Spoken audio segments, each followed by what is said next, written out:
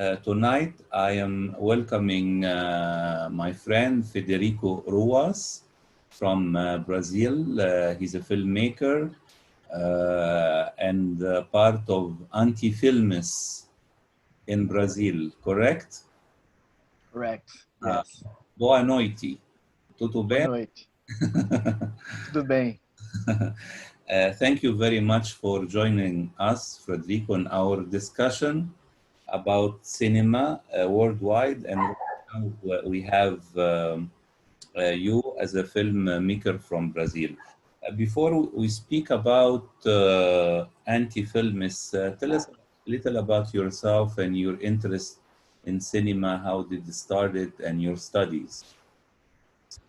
Okay, thank you very much for inviting me. And I like to meet people from all over the world and discuss. And I believe we are all on the same planet, and we should always try to be closer to one another and to be aware of other realities and try to help each other and be worried about other people around the world, not just our nations. I'm Brazilian. I'm a filmmaker from South Brazil. My state, in Brazil, we have 26 states. My state is the southernest. We are bordered with Uruguay and Argentina, so we have some cultural similarities with them. So Brazil is a very large country with many cultural differences. And Anti-Filmes is my company. We are a production company. We've made some feature documentaries for television here in Brazil, and we are also producing now a series. We are co-producing a drama series for a TV channel, Brazilian TV channel, cable channel. And we are also producing a travel show series for a travel channel here in Brazil also. And we also make a festival. We organize a festival, which is called the Festival from the Border, because we do it near Uruguay, near the border with Uruguay. So it's a festival that try to get closer people from the borders. This is the theme of the festival, to try to bring together different nations and to think what is a border, what is to be in this line that separates two peoples. And we had 11 editions of the festival already. It's an international festival, a small festival, very independent, very made through volunteering, people that work for love of cinema. We do it with we've done it in very different ways, but not with many money. Yes. But yes, and we are this small company, production company here, and we've managed to do some features, and we are now doing series thanks to a public funding system in Brazil that was constructed over the last 15 years. It's a fund for all over Brazil, and the money comes from from the communication companies, the taxes from communication companies operating here, and also from the results of the audiovisual, the cinematic industry here. So the money also comes from the cinema theaters, the tickets, and also from taxes from television channels. So it's a very strong system for national content, but over the last years we had some troubles, and I don't know how many people are aware of Brazilian politics right now, but it's pretty bad. We have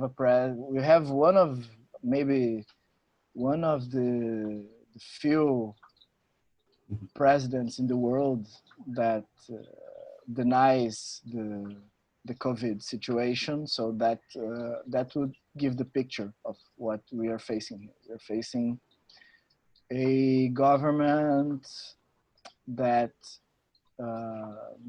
denies science, denies culture, and is obsessed with finding communists. So that's almost funny. Like they passed, even before the COVID, they started to dismantle culture, the culture institution. They demoted the Ministry of Culture. They extinguished the Ministry of Culture, and they demoted culture for a department under another ministry.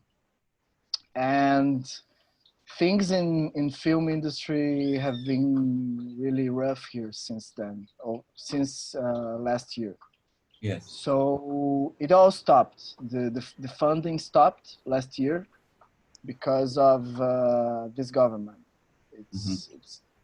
It's pretty clear what happened. And now with the COVID, things are worse. But what I can say about it is that we were already in the process of dismantling our industry.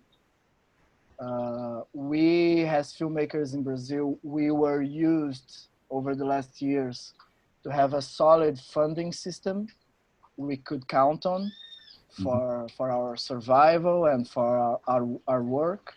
And over the last year, we saw this system being torn apart. So when COVID came, we were all already in the process, and we were already preparing and struggling to maintain what we have conquered over the last years. Yes. I want to ask you for how long your festival, how many edition your festival? We had 11 editions. Excellent. Last year. Yes. And your company Anti-Films, how many years now? We have 7 years. 7 years. Very good. Yeah, we've done a lot. Right now, I want to ask you, you explain about the current situation, and while I was about to schedule with you the interview, today is 8th of July. Just today, I read in the news that the Brazilian president himself was infected by COVID. Just today or yesterday maximum, correct? Correct. Yes, he was. He tested positive for COVID yesterday, and that actually took a while to happen because he denied the situation. He denied for a long time what was going on, and after denying it, he started to he accepted it was something grave, it was something serious, but he started always to not taking serious measures to fight against it. And he also continuously disrespected the orientations of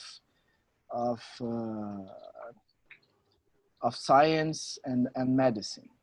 So he was always not giving the example. He was not wearing masks in public, even though he was obliged to. Now every citizen is obliged, and he openly doesn't do it because he thinks he's above the law.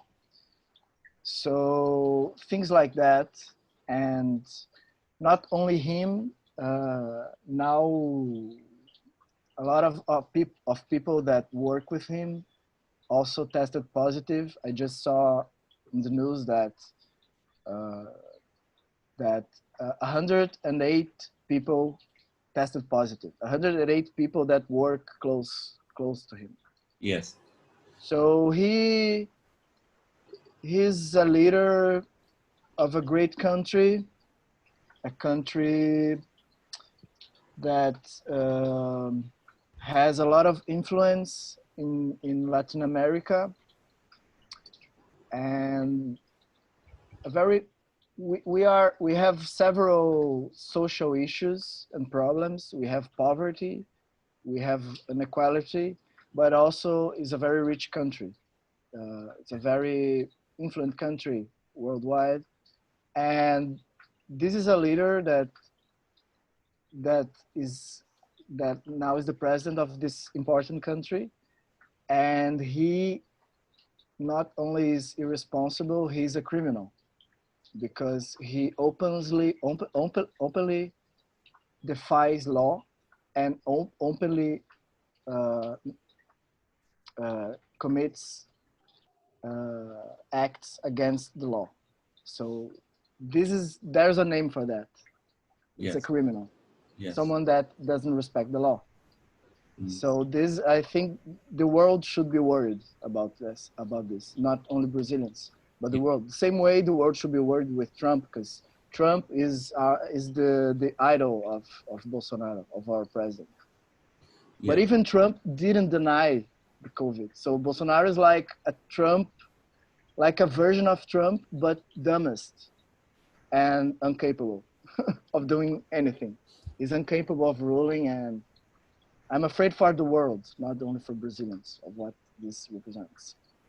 Yes. But right now, let me ask you also about the Brazilian people. Uh, Yes. Brazil has a big population, very large country, and a great population. Do you think the population, especially the young men and women, and the young people, do they have sufficient awareness to protect themselves? You know, does the media give them sufficient information right now, or uh, everyone depends on himself and their families? Well, there's this, since the beginning of the pandemic, there was this sense that we couldn't count on the government, on the federal government. So what's happening here is that people are very well informed. We have free media, we have very diverse media, uh, and we have access to the world news everywhere. Everyone knows what's happening. So people, there's this sense there's no government doing anything for our sake, but at the same time it's a large country, we have many states. So one thing that's happening is that it's like every state became independent a bit about how to deal with it. Yes. So it depends on the state, because it's 26 states, depends on the governor. Yeah. So the public measures are being taken according to the governors of each state. So we have one or two governors that also deny the gravity, but most of our governors are taking this very seriously. So it's a sense of the governors are on their own. They're trying to to to to beat this pandemic the way they can, and uh, at the same time, there's a sense of each person is we are on our own also, and it's confused because the governors tend to take the pandemic seriously and to take measures against the pandemic, but on the other hand, the president still has supporters. So the president says, "Don't stay at home. Go to work. Keep on the streets. Doesn't matter." So some people go along with this. So it's confusing because the governor, you're living in a state, the governor says some one thing and the president says another completely different. So this generates confusion and much conflict. We had protests here. We had protests. We had people on the streets. We shouldn't do that, but we got to the point of people on the streets against and in favor of the president. So we had some dangerous situations and conflicts and possible violence encounters Yeah. Of people trying to follow science and people trying to follow the mind of a president that wants everyone to die. Yes, but tell me, right now, I know approximately that Sao Paulo Festival is in October, correct? Every year. Yes, Do they, yes. do they plan to organize it this year or to cancel it and make it online? I'm not sure right now, but I think it's going to happen online. Online, yes. Yes, yes, I think it's going to happen online. This is most of the festivals now are going to do that here, Yes. In and Brazil. Hmm. yeah, we are now the festival I organize, my company organizes. Yes. We are considering not doing this year. We generally do it in November, Yes. but we are well informed and we know in November we won't be rid of the pandemic. So that's what all scientists say. So we are studying the way to do it next year, Yeah. and we will know next year if something changes. There's one thing good in Brazil now, Yeah. good for the world that's happening in Brazil, is that probably that's not good for us what I'm going to say now, but afterwards I'm going to say something good. Probably Brazil is one of the worst countries to be on a pandemic situation right now for the things I've just said, because it's really chaotic here.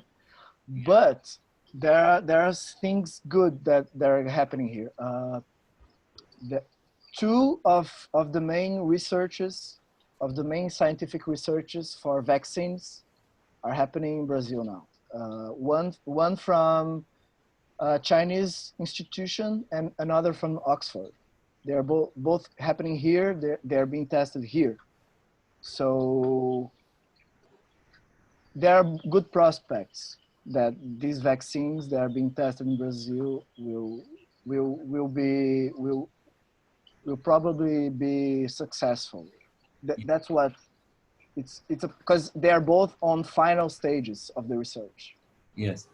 Yes. We spoke about the funding of films and festivals. But I have a question in mind because, you know, Brazilian cinema has a very long history and Yes. lot of classic films since 60s, 70s, 80s, and these films have been in international festival in Latin America and in Europe, the States, even here in Egypt, you know, and all the five continents. I want to ask you about any efforts about the restoration of classic film and negatives, you know, because these films, you know, some of them I remember shot maybe 16 millimeter, not only 35 millimeter. Yes. Mhm. Well, that is a painful question. Uh-huh. That is a painful question to answer for us that we that love cinema and for Brazilian cinema lovers, Yes. because Brazil Brazil is a country. We have many beautiful things. We have a beautiful nature. We have a rich culture, very diverse culture. We have many races. We have very beautiful people with cre- with a creativity, incredible creativity. We're a very artistic people. Our music is very inventive, very creative and popular, Mhm. and many other manifestations. But we are a society. That's beyond what I'm going to say now is beyond an individual guilt or something like that. Is how things are a bit structured, as the way I see it. We are a country of of that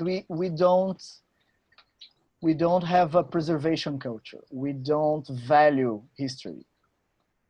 We're a country that we are enchanted by what's new, enchanted by modernity. So that's not a bad thing by itself, but we have a history of destroying old constructions to make new ones all the time.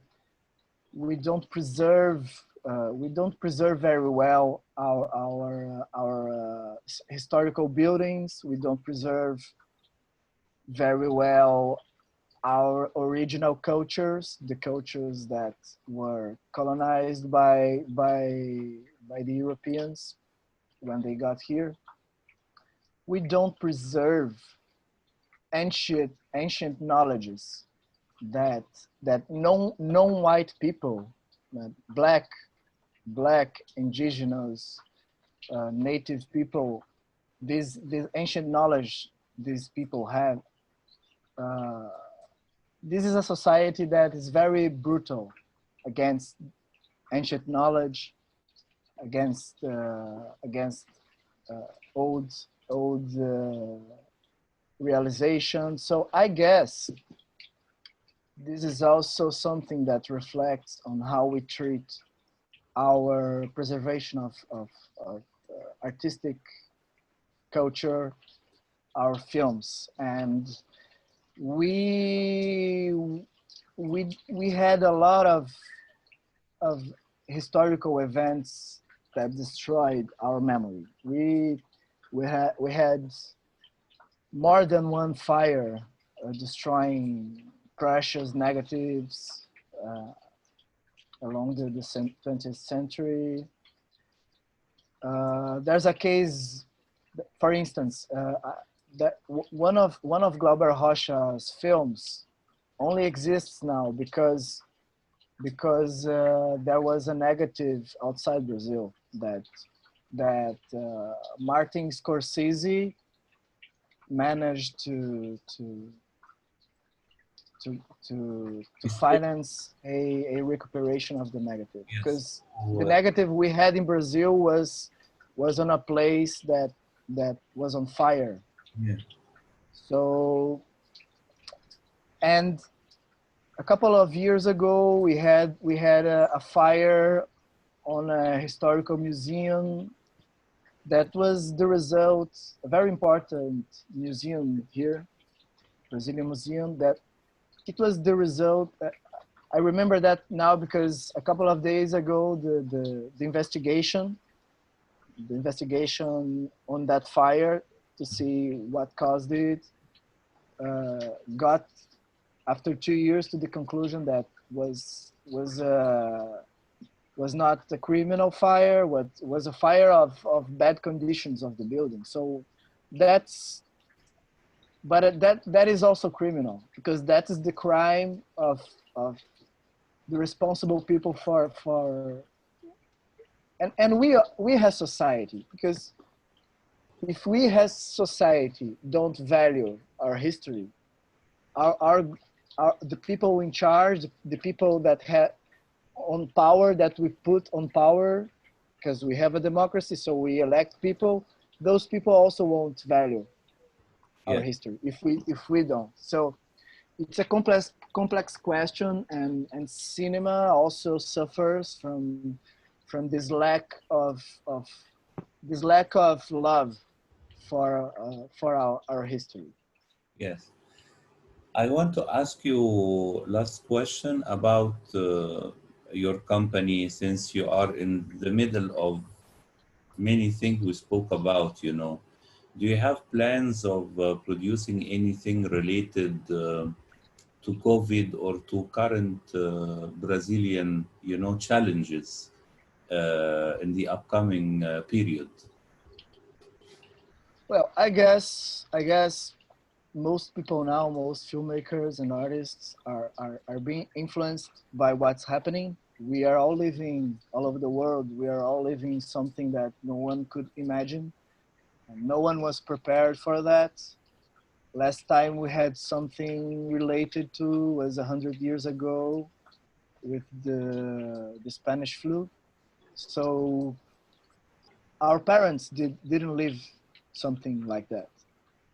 Our grandparents also probably didn't live something like that. So I guess we are in a phase of absorbing and also trying to translate this into work, into our sensibilities. And I myself, as an individual, I'm beginning to get some notes, to write some things, but I have a project. Uh, I've been writing for some years with some partners, and it's a project of of a feature film on on on people relating on distance. So people relationships, human relationships on distance, like we are doing now. People talking through computers and cell phones and things like that. So I've been writing with some very talented writers this feature film, and I couldn't imagine what was going to happen to our society with the pandemic, but this is a tendency. This was already happening. This change on social behavior. So what's happening now is a very radical version of what we were already doing. So it's a film about that, and I guess it, if I manage to do it, I hope so. I believe I will. I think it will be the pandemic experience will be on the film. Will be there because we passed through this. Everyone that will make this film when it happens will have a pandemic experience. So this will influence the result of the film. So it's a film that is adaptable to this situation. We can do it this way. It's written. So it's just a matter of having the money to do it in a very cheap way. And it's ready. It's ready to do it, to make it happen. So this is something we have to think about, to adapt. And I think in history of art, some radical changes on art, on artistic movements, and on film came from disasters and came from radical changes in society. So I like to believe that disasters and terrible things happen, and we cannot stop them from happening. They will always happen. They always have happened. But at least we can try to take those bad things and try to through our work try to understand them and try to transform them into something that will help us to keep on living and to keep on humanity. Yes. So that's what I believe. I expect what we are living now in the world will help some artists, some thinkers to rethink society and to transform horrible things in opportunities to think about a better society. Because before the pandemic, society wasn't well also. Uh, the world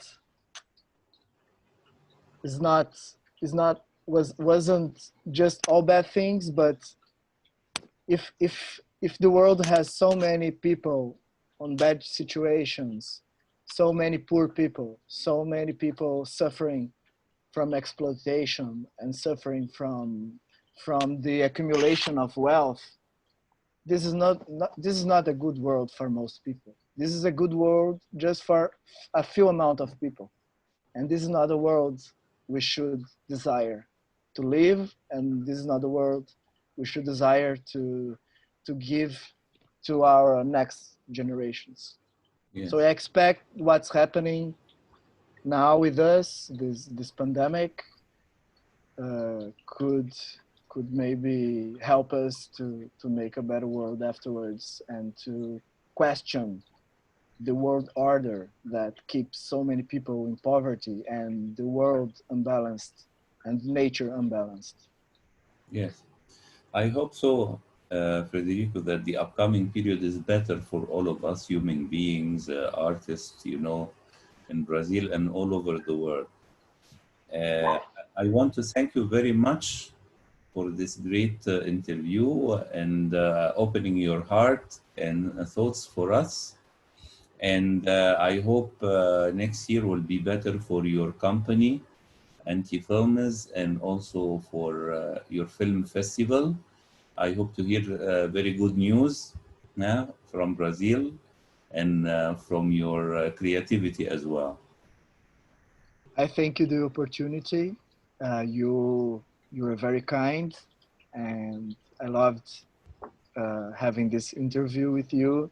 And I also hope you will be well over the next years, and I hope you're the best and the best for your country also, that you can do the projects you want, and all the best for your people also, that maybe someday with people connected the way we are now, maybe we can help building a world without borders, a world without so many competition. We can help each other, not compete. Yes. Thank you very much. Thank you. Thank you, Frederico. Ciao. Ciao.